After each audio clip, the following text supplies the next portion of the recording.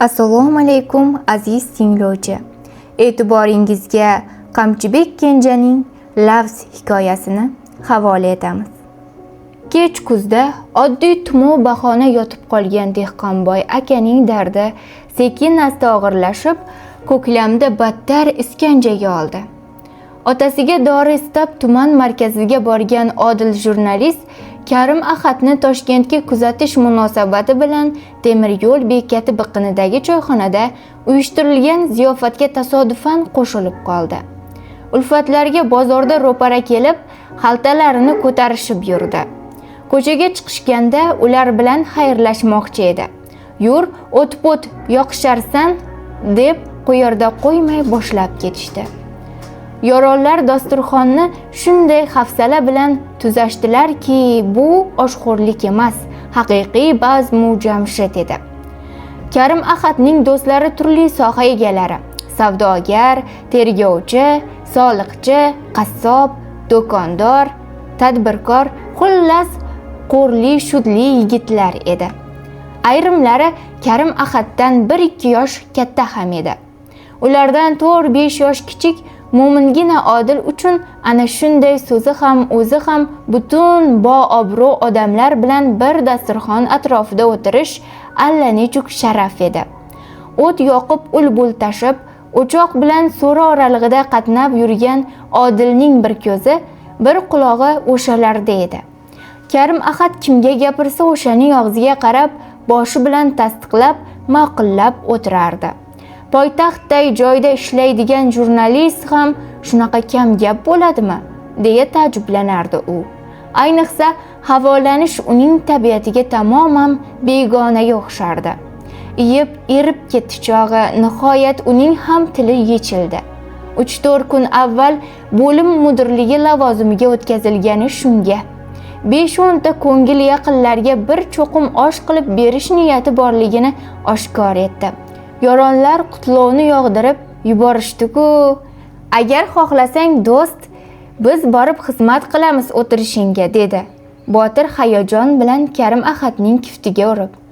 "Ovora bo'lasizlar-da, uzoq joy", dedi jurnalist hamnishlarining bir unisiga, bir bunisiga ohista nigoh yugurtirib. "Shunday yuvadigan ish bo'ldi-yu, ovorasi bormi? Oshxonangda boobro' yanayam oshadi o'rtoq." Do'kondor hamtovoqlarga yuzlandi. "Juda oliyjanob taklif. Bunaqa aqlli gap faqat seni kallangdan chiqishi mumkin", dedi tadbirkor Husniddin. "Boramiz", deyishdi qolganlar jo'r ovozda. "Erkakcha gap, bormagan nomard." Odil hayajonlanib zavq bilan kuzatib o'tirgan edi. Botir qiyqirib qoldi. "Hey Odilvoy, senchi nimaga o'shshayib turibsan? Ammamning buzog'iga o'xshab. Hamma boradi deyildimi? Hammaning ichida sen ham borsan. Yo sen o'zga sayyoralikmisan?" Bu gapni soliqchi Zufar ham quvvatladi. "Boshqa qavmdanmisan degin o'rtoqlar, bu yigit meni ham didimga o'tirdi. Ilgari gaplashmaganimiz uchun yaxshi bilmas ekanman." Odil beixtiyor hijolat bo'lib qizardi.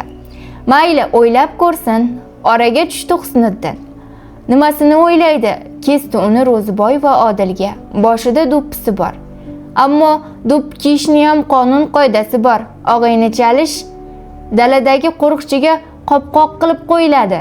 U Odilning boshidan 4 gulli odimroq tepchilgan do'ppini shartta ko'tardi-da, poq etkizib sarosimidagi yigitning chap chakkasi tomonga qiyshaytirib qo'ndirdi. O'g'il bola do'ppini manaqa kiyadi, ammo o'zi ham uzun qorasi ekan-da, endi boshlanganda chevarni qo'liga chipqon chiqib qolganga o'xshaydi. O'zingda shu ham yo'q-u ko'zi. Bizniki uyda. Hay bo'ldi birodarlar, o'tlab ketdik." Matiniso qo'llarini tepaga ko'tardi. "Poyezd jo'nashiga oz qolyapti. Odil o'zi biladi, sharoiti ko'tarsa. Sharoit paroyit ketmaydi." Panjalarini yozib 2 tomonga sermadi Sattor. U ham ancha qizishib qolgan edi. "Sufar aytganday dastyorlikka tuzuk ekan. Bizga asqotadi. Takishto boradi." U Odilga tikildi. "To'g'rimi, borasanmi yo?" "Boraveraman", dedi Odil ikkilanibroq. Bir hisobda uni o'z safariga odam qatoriga qo'shayotganidan ichida suyunardi u. Biroq Toshkentga borib kelishning o'zi bo'ladimi? ulfatchilikning o'ziga yarasha yo'l yo'rig'i bor. Aravani baravar tortish kerak. Yoningdagilar pul xarjlayversa-yu, sen ko'zingni loq qilib turaversang, bundan o'sal ish yo'q. O'zining holi esa o'ziga ma'lum. Otasi ancha abjir odam. Hovliga qayta har xil ziravor, rediska ekib sotib tirikchilikni yurgizadi. U yotib qoldi-yu, ro'zg'ordan baraka qochdi. Odil bu ishlarni uncha eplolmayapti. Al-qissa ulfatlar 2 haftadan keyingi jumaga to'xtadilar. Quruq qo'l bilan borilmaydi albatta. Demak, pul yig'iladi, deya dilidan o'tkazdi Odil. Qanchadan to'playmiz, so'radi u mum tishlab o'tiraverishni o'ziga ep bilmay. Sen Odil, dedi Matniso iljayib. Kelindan komandirovichniga qo'l qo'ydirib olsang bo'ldi. Muhrni o'zimiz bosib beramiz. Kulgu ko'tarildi. Ja, unchalikmas, tergovchi aka, dedi Odil qizarib bo'zarib. Tegishyapti so'tak, yelkasiga shapillatdi Husniddin. Sen kuyovtara yangi ro'zg'orsan. Yo'l kiranga pul topsang bas, u yog'ini o'ylama. Karima xatni poyezdga kuzatib har tarafga tarqalishdi. Belgilangan kun yaqinlashgan sari Odil ham hayajonlanib, dam yuragi po'kkillardi. Shoshib qolmayin deb ishidan javob oldi. Har ehtimolga qarshi tanish bilishlardan qarz ko'tarishni ko'zladi. Lekin topishingning tayini yo'q. Odamga kim ham pul tutardi? Bersayam uni uzishchi. Otasining holati, kayfiyati durustroq paytini poylab, iymanibgina so'z ochdi. Ko'ngli ochiq, padari buzrukvorining ulfatboz, odam oxunligi farzandiga ayon edi albatta. Faqat u hozirgi vaziyatda o'zining quyushqonidan tashqari bu xohishi bemor kishiga og'ir botmasmikin? Men nima ahvoldaman-u, yuragingga o'yin kulgu siqqaniga qaraya deb qolmasmikin degan hadikda edi. Demagan taqdirda ham ichida dili og'risachi.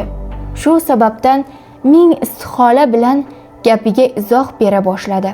Borish niyatim yo'q, chunki ularni gapini aytayapman xolos. Juda yaxshi o'ylashibdi, dedi shiftga qarab yotgan Dehqonboy aka. Bir lahzalik sukutdan so'ng, oshna og'ayni degan bir-birini yaxshi yomon kunlarida yonida turadi-da. Karimjon qishlog'imizning obro'yi, otasiga rahmat. O'zi ham ancha bamani yigit. Boravur o'g'lim. Karimjon nima bo'lsa ham musofirday gap. Musofirni yo'qlash esa katta savob.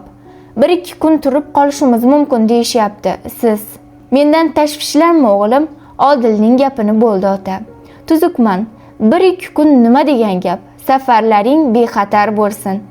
Ota barmoqlari ingichka tortgan kaftlarini yozib yuziga surtdi. Odil kalovlandi. Bo'lmasa davom etdi Dehqonboy aka dadillanib. Bugun ayang bilan tomorqadagi rediskaning yetilganini yulib tayyorlanglar. Ertaga sotib kelasan. Kamiga ayang Salomatxondan olib berar. Barchin opa hayratlandi. Shu paytdaga men ruxsat berdim, lavz qilib qo'yibdi, dedi ota sal ovozini ko'tarib va boshini Odil tomonga o'girdi. Pul topiladigan narsa, yigitning lavzi qaytmasin. Onasi ayvonga chiqqancha uni qisdi-bastiga oldi. Dadangni holini bilib turibsan-u, Toshkentda nima bor bolam? Unaqa peshindan keyin boyiganlarga nima qilarding ilshayib? Ko'rpangga qarab oyoq uzatmaysanmi? Ko'rpamizga nima bo'pti aya?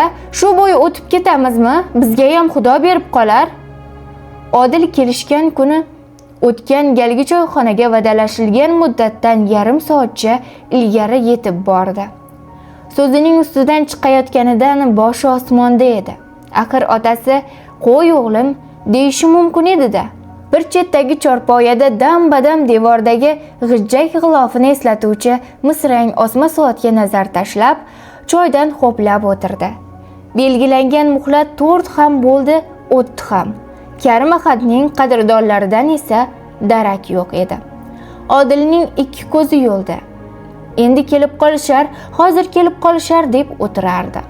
Bezovtalanib katta ko'chaga qarab keladi. Tag'in o'tiradi. Vaqt o'tmaydi. Qo'li beixtiyor choynakka yuguradi. Achchiq ko'k choy oshqozonini shilib yubordi-yo. Kelishuvga binoan shu yerda qorinni yaxshilab to'yg'izib, keyin poyezdga chiqishmoqchi edi. Ajabki, haligacha birortasining qorasi ko'rinay demaydi. Diqqati osha boshladi. Meni tashlab jo'navorishgan bo'lsa-ya, yo u baribir bormaydi, bora olmaydi deb o'ylashdimikin degan shubha ichini kemirardi. Balki ana shu kuni borasanmi deb qayta so'rashganida hardam xayollik bilan javob bergani, shunga ular keyin kengashib qiynamay qo'ya qolaylik degan qarorga kelishdimikin. Dadil bo'pti boraman deya vermaydimikin a? Lekin oldindan bir narsa deyish ham qiyin edi-da. Otasining rozi bo'lmasligini aniq bilmasdi. Samolyot yo mashinada ketishdimikin degan xayolga ham bordi u.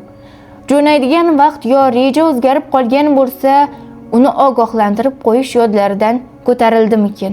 Yo'q, lozim topishmagan. Soat 5:30 bo'ldi. Yo'q, demak ketishibdi. Aks holda shu choqqacha 2-3 tasi kelardi-ku. Ehtimol bir joyda maishat qilib qolishgandir. Poyezdning jo'nashiga esa bor yo'g'i 30 daqiqa vaqt qoldi.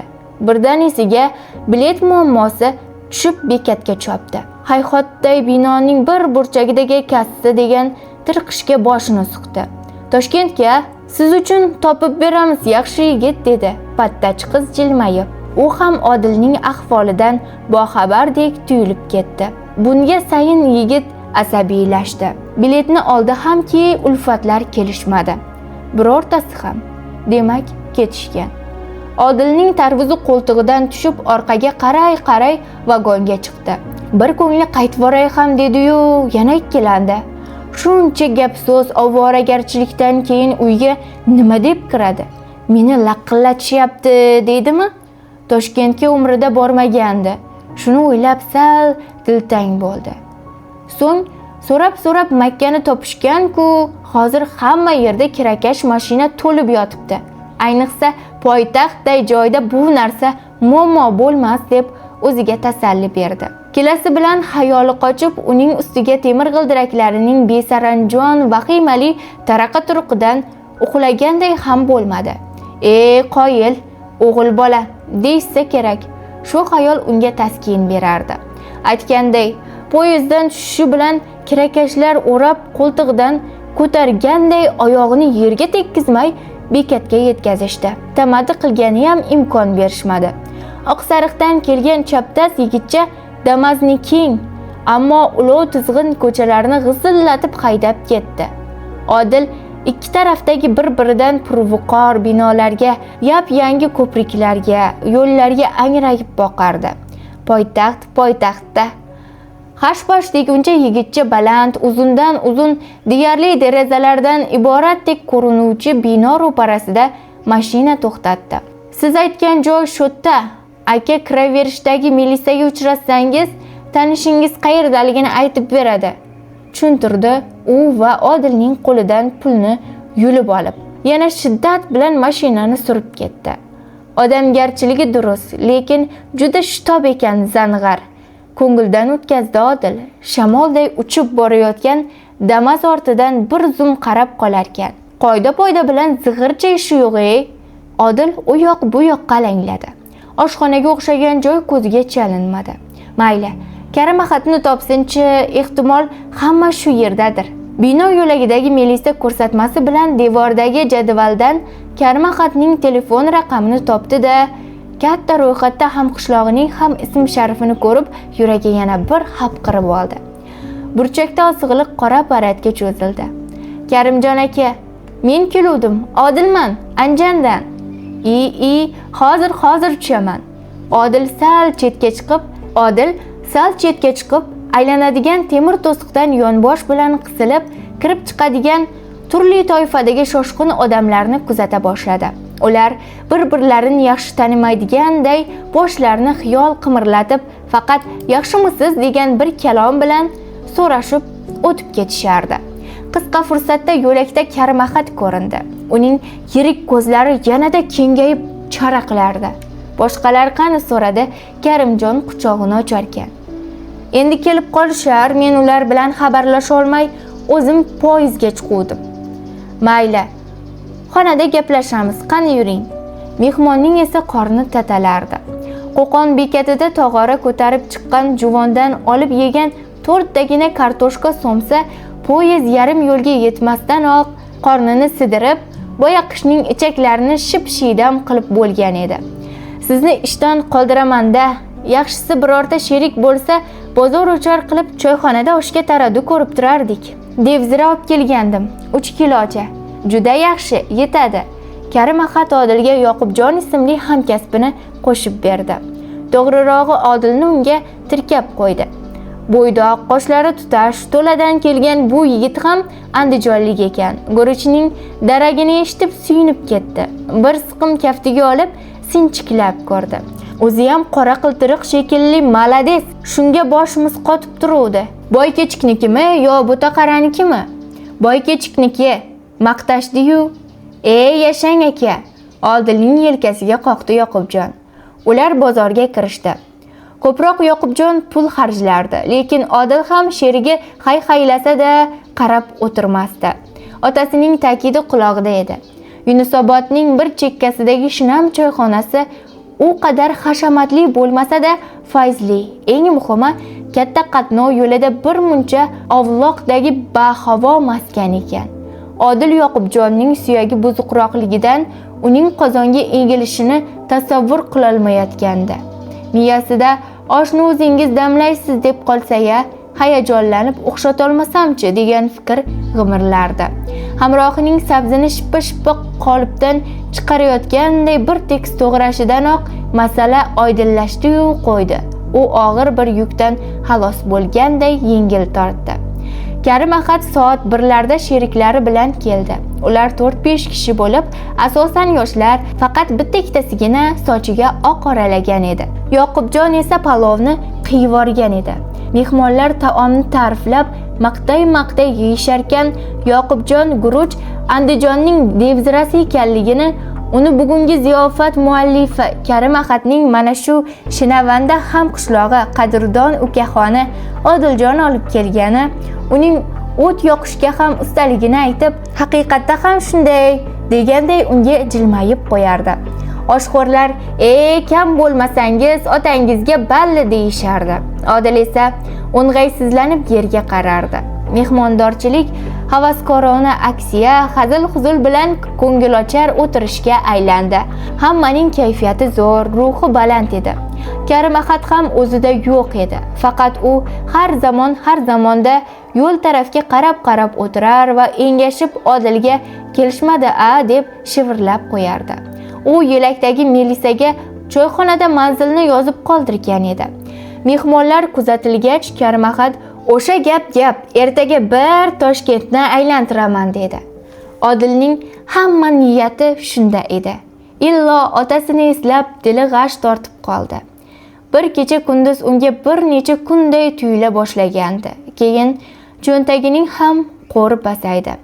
Safar, katta shahar, dar haqiqat, ancha-muncha aqchani ko'rdim demaydi. Buning ustiga kechga yaqin havo aynib, osmon gezarib oldi. Ertasiga ertalab Odil tuman markazida poyezddan tushganida havo ochilib ketgan, ammo kechasi bilan selday yoqqan yomg'irning zahri badanni junjiktirardi. Dadam sovuq yemadimikin degan g'am bosdi Odilni. Bir tomondan Sinchkov padari buzrukvoriga nima deb borish xijolatchiligi uni qiynardi. Yolg'on gapirish mumkin emas. Rostini aytsa, o'g'lim bizga qog'oz do'ppi kiydirgan ekan-da deb o'ylashi aniq. Lekin otasiga hisob berishga to'g'ri kelmadi.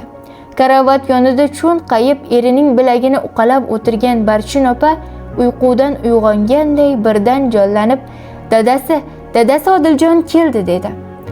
Dehqonboy aka ko'zlarini ohista ochib, zaif nigohlari bilan Odilni qidirdi. Uni topgach, past sust tovushda pichirlab, "Borib keldingmi o'g'lim? Barakalla" dedi. Keyin qo'lini "Yaqinroq kel" deganday majolsizlik bilan cho'zdi. Ozg'in barmoqlari titrardi. Odilning yuragi shuv etib ketdi. Cho'kkalab, yanog'ini qiblagohning sarg'imtir tus olgan so'lg'in yuziga avaylab tekkizdi. "Bolam, yigit kishi doim o'z lavzida turishi kerak."